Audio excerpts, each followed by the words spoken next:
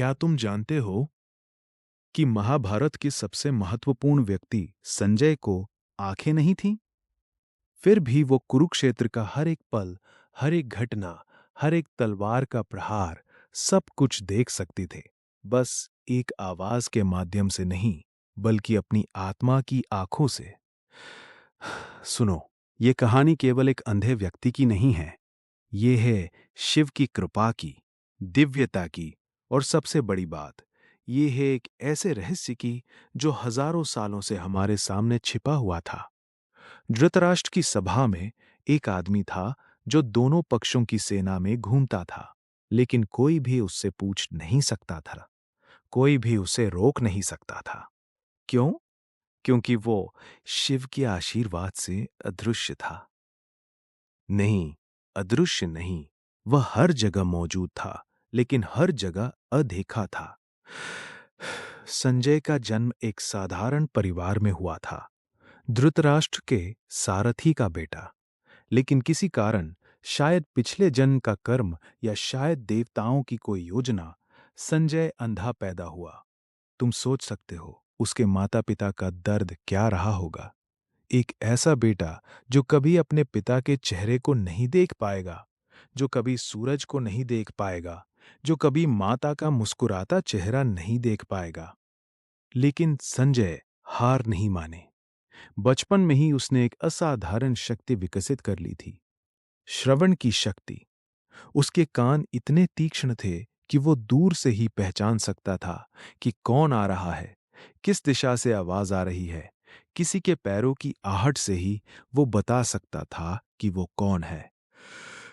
युवा संजय ने धृतराष्ट्र की सेवा की। एक सारथी का बेटा होने के नाते वो हस्तिनापुर के महल में घूमने लगा।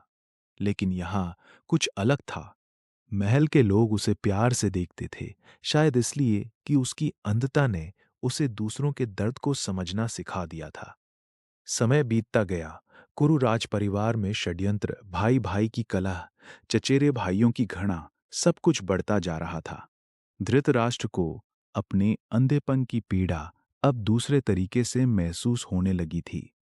यह अंधेपन शारीरिक नहीं, बल्कि आत्मिक था।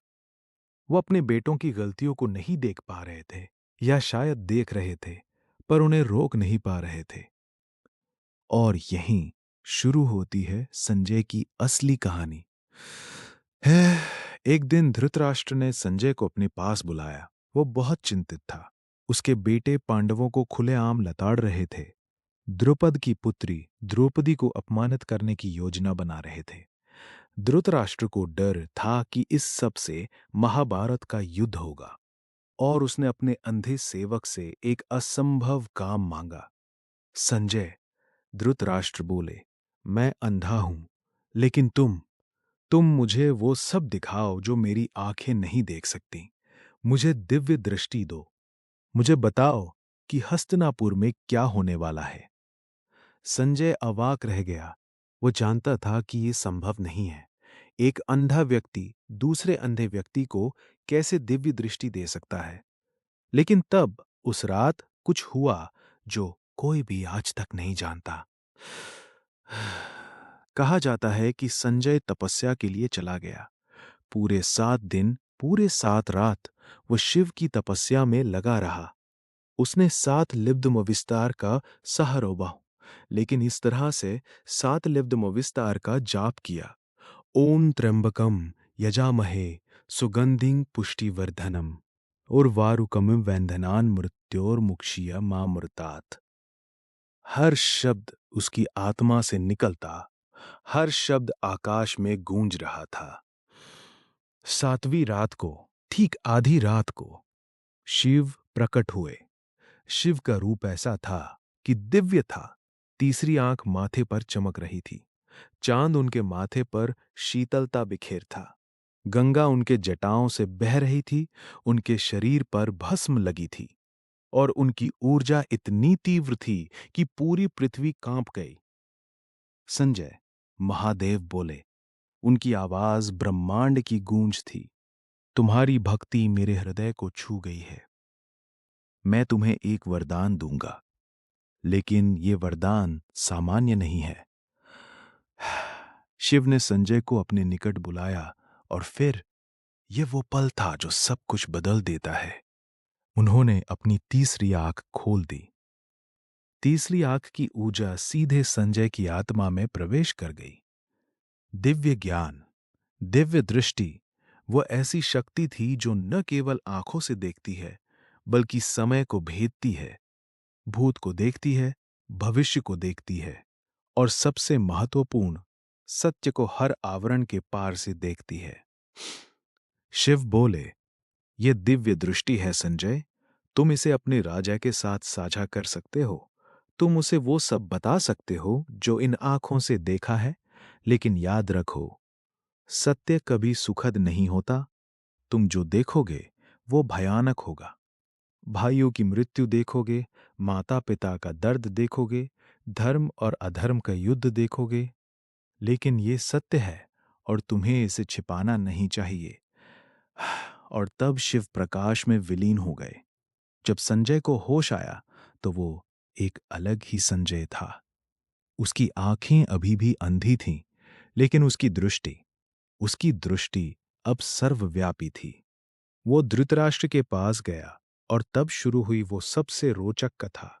धृतराष्ट्र, मैं तुम्हें दिव्य दृष्टि से महाभारत की कथा सुनाता हूं। और वो हर एक दृश्य का विस्तार से वर्णन करता है। वो देखता है कि अर्जुन गांडीव को कैसे धनुष बनाता है। वो देखता है कि कर्ण का सूर्य कवच कब गिरता है।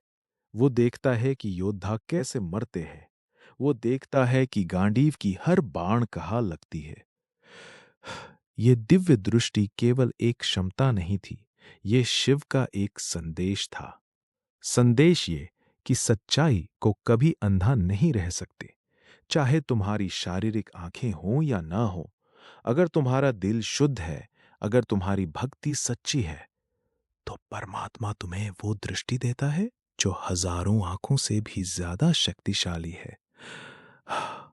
आज का दुनिया में भी संजय हर जगह है। वो व्यक्ति है जो दूसरों की पीड़ा को महसूस कर सकता है।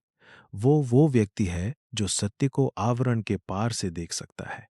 वो पत्रकार है जो भ्रष्टाचार को उजागर करता है। वो माता है जो अपने बेटे की गलती को समझती है। वो मित्र है जो किसी की झूठ को सहज ही जान जाता है। यही है दिव्य दृष्टि।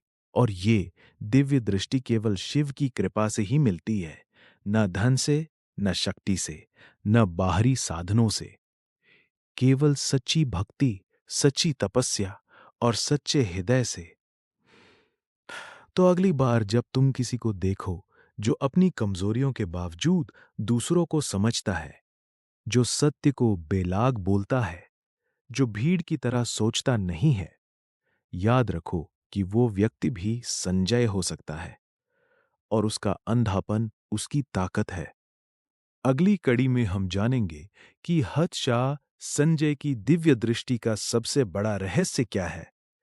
वो जो कुछ देखता है, क्या वो भविष्य बदल सकता है या वो सिर्फ देखता है, बदल नहीं सकता? ये सवाल शायद तुम्हारे जीवन का सबसे बड़ा सवाल है। इसलिए सब्सक्राइब करो, लाइक करो, अपने दोस्तों को भेजो, क्योंकि अगली कड़ी में हम दिव्य दृष्टि के सबसे गहरे रहस्य को खोल देंगे। मैं हूं तुम्हारे साथ 30 ड्रीम्स के सारथी के रूप में, और संजय की कहानी अभी खत्म नहीं हुई। अभी तो ये केवल शुरुआत